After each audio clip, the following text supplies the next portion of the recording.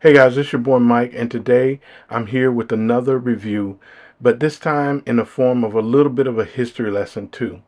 So let's talk about something that's been in the forefront of Sony cameras lately. Sony bought Minolta camera and photo imaging business back in 2006. In purchasing the Minolta cameras, they also purchased their proprietary hot shoe mount.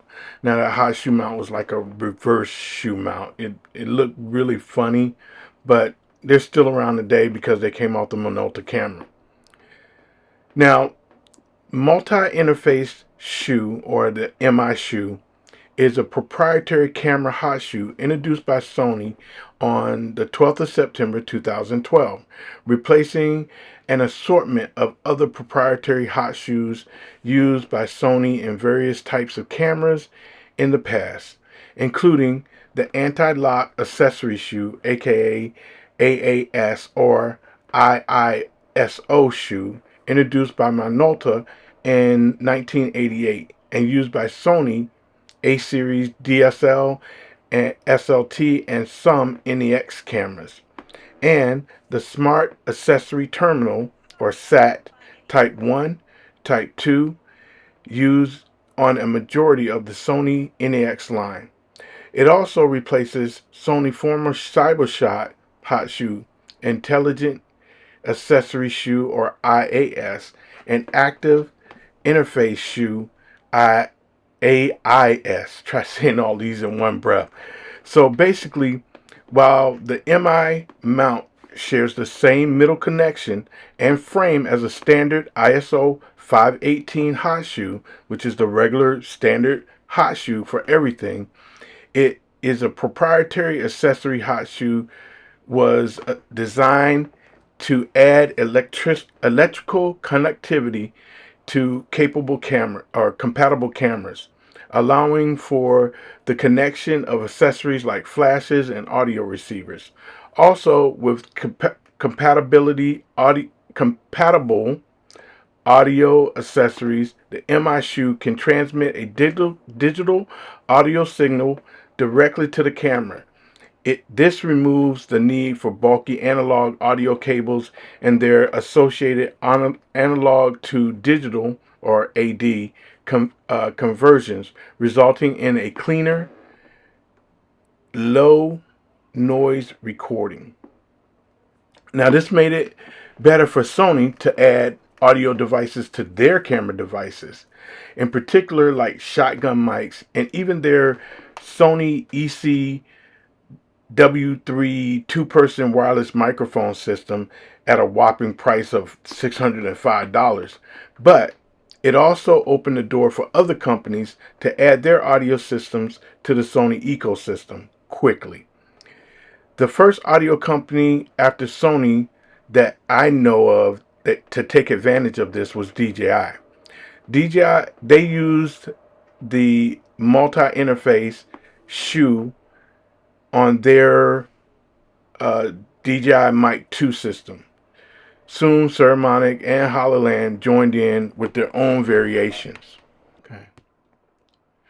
So let's take a look at the DJI, Ceremonic, and Hollyland MI mounts. You can see I have them all here on my overhead, and we're going to start with the DJI Mic 2 MI mount, and that's this one right here.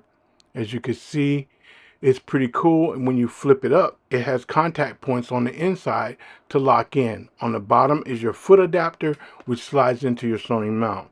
So on the actual receiver, you'll see it has a nice faceplate, which has a nice display.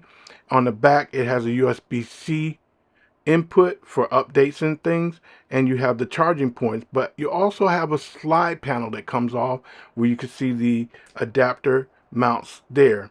You simply slide the adapter on until it clicks and it's locked in. Now you'll get a visual indication that it's locked on to here, but you also get an indication when it's locked into your camera, and it slides on just that simple. And this is my Sony A7C. So let's go to our next one, and next up is the Ceremonic SRCA coming in at about 30 bucks. And that is this one right here.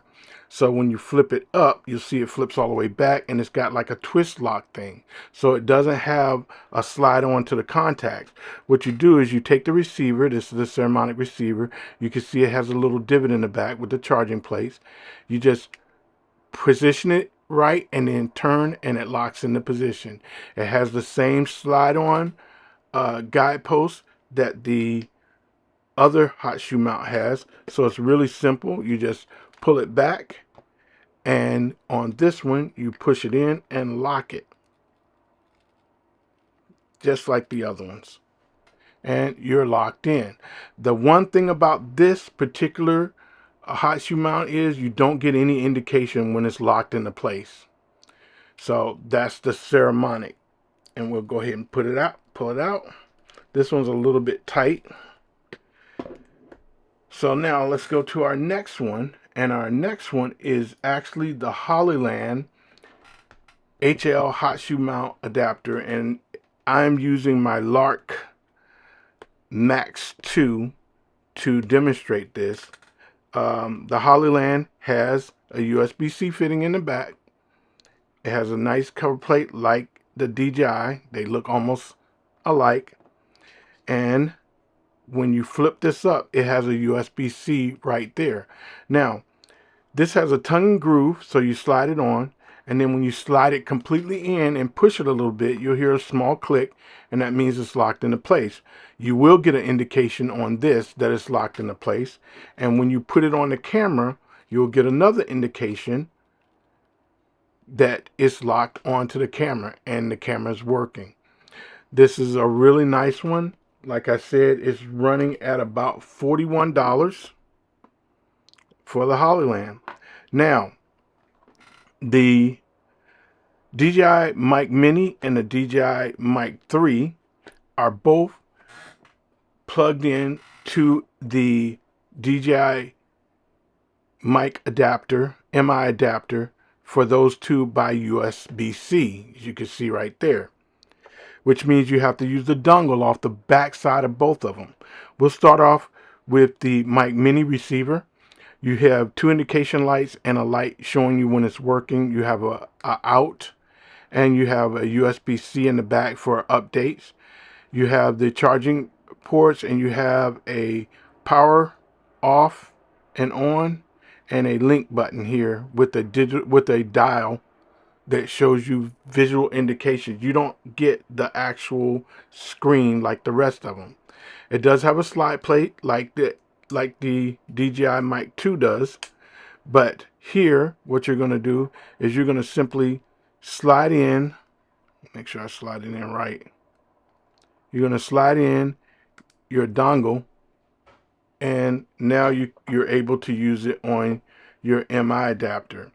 On here, same thing, a faceplate like the DJI Mic 2. It has a lock button to lock and unlock your adapters.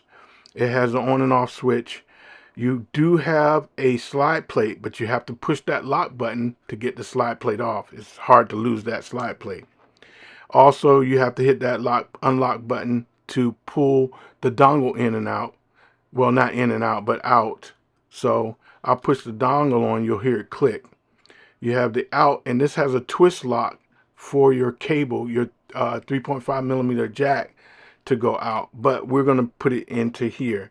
Now, in this, what's cool about this is all you have to do is push it in, and it locks into place. And you have your knobs. This slides on the same way that the other ones slide on. They just push in right here and lock, and it's done. But there's no visual indication because there's no faceplate screen. Now, with that being said, I can pull this one directly off of here, set it down, and put in my DJI Mic 3. What's cool about this is the actual right way is this way to get it to read, but when you place this on, it automatically detects it and turns the screen around. Now, what I really like about this one is I can have this back looking at me, or I can actually pull it off, turn it around, and have it facing me in the front if I'm in front of it, and I can get my screen corrections. So that's one of the things that I really like about this.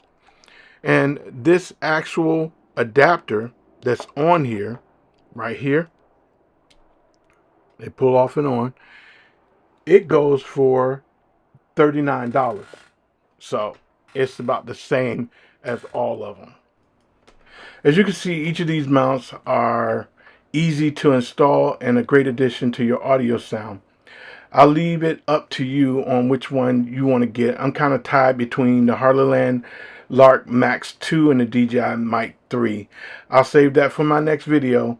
Don't forget to follow me on Facebook, follow me on Instagram, follow me on TikTok, and subscribe to this YouTube channel. That's all I have for right now. I'll leave the links for everything in the description below. Please subscribe to this channel. That's all I have. As always, I'm Mike of Photos by Mike, making life stand still one picture at a time. Until the next video, take it easy.